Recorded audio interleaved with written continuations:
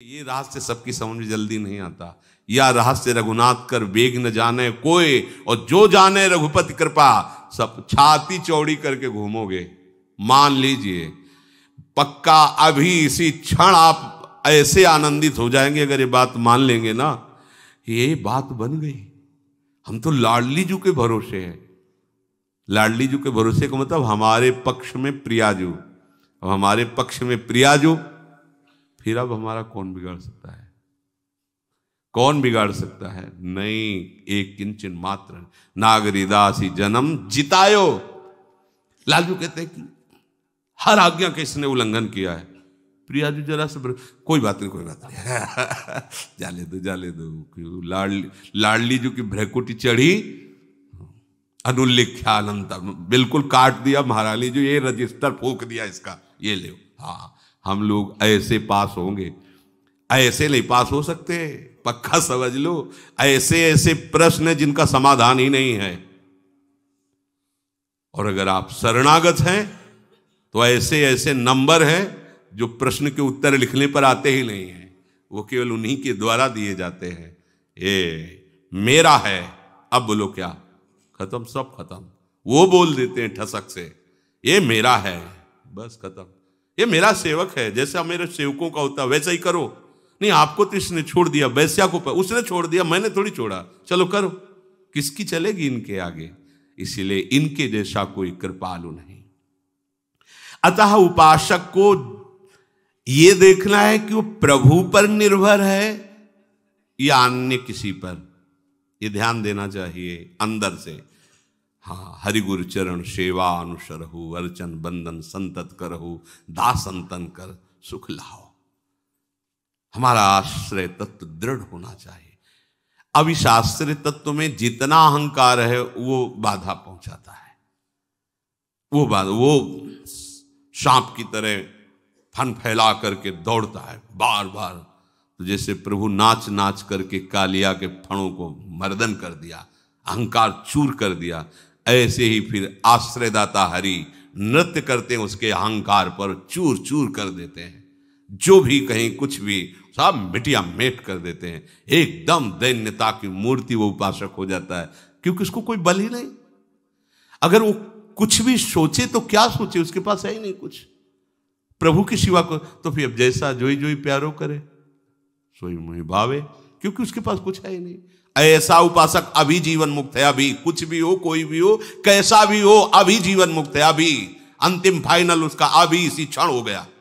बस केवल प्रभु का भरोसा। ये जबान से कहने की बात नहीं है, ये वहां रोक के प्रश्न करें, मैं तो प्रभु के भरोसे हूं। जैसे कल प्रश्न हुआ, मैं तो समर्पण किए हूं, फिर हमारा काम क्यों नहीं बना? तो तुम्हारा काम क्या रह गया? तुम रह गए, तुम्हारा काम रह गया। तो समर्पण बकवास को थोड़ी कहते हैं। समर्पण किनका होता है? तन का, मन का, प्राणों का, स्वयं का। तो जब तन मन प्राण स्वयं समर्पित हो गए तो हमारा काम क्या रह गया? अब तो सब वो जाने उनका काम। हमारा काम क्या है वो हमारे, बस इतनी बात दिमाग में रखना। उनका काम क्या है वो देख लेंगे, ये पूरा सब उन्हीं का काम है, वो सब करवा लेंगे जो कुछ जैसे चाहिए।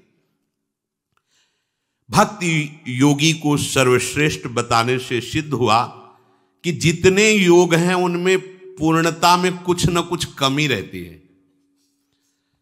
संसार संबंध विच्छेद होने से सभी योगी बंधन से सर्वथा मुक्त हो जाते हैं, सभी निर्विकार हो जाते हैं, सभी सुख और शांति आनंद को प्राप्त करते हैं। ये पक्की बात है। परंतु जो प्रभु का अनन्य आश्रय लेकर भजन करता है उसमें और इन सब में अंतर है। इनमें भगवत प्रेम नहीं होता। मुक्त हो जाएंगे, सुख शांति को प्राप्त हो जाएंगे, पर प्रेमी नहीं होंगे। और जो भगवद आश्रित होता है उसको प्रेम, ये सब योगों का श्रेष्ठ योग प्रेम योग है, उसे प्रेम प्राप्त होता है।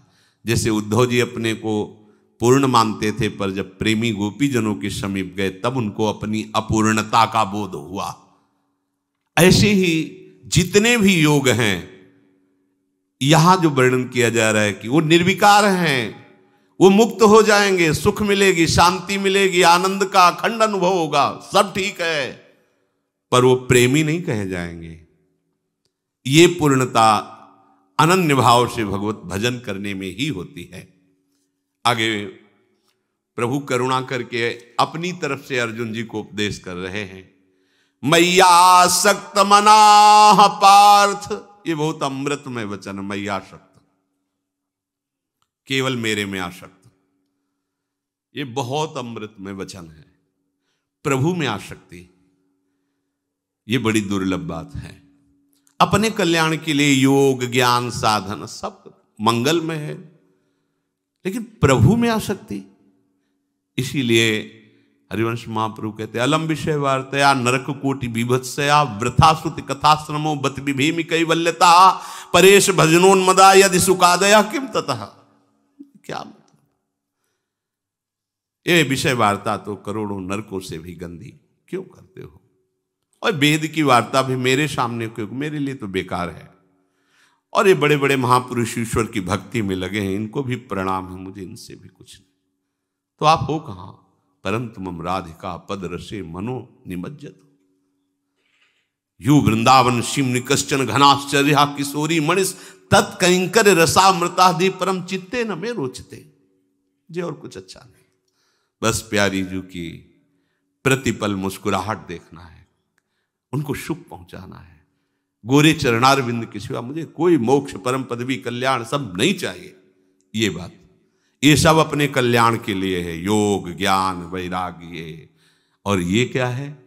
ये ऐसी प्रेमावस्था प्रदान करती है भक्ति जिसमें प्रिया प्रीतम के सुख में निमग्न रहना। प्रिया प्रीतम को सुखी देखकर लाल ललना मिली तो हियो शिरावत मोह। यह है मय्यासक्त, केवल मेरे में आसक्त।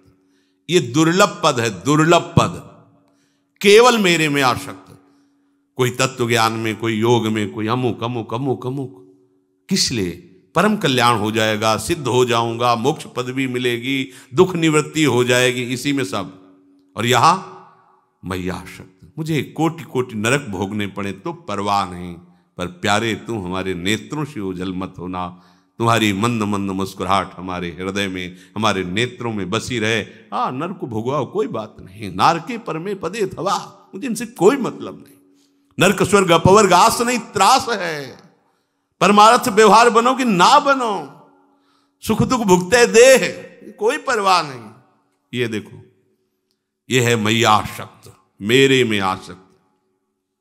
मय्यासक्त मनाः पार्थ योगम युञ्जन मदाश्रयः असंशयं समग्रं मां यथा ज्ञास्यसि तच्छृणु।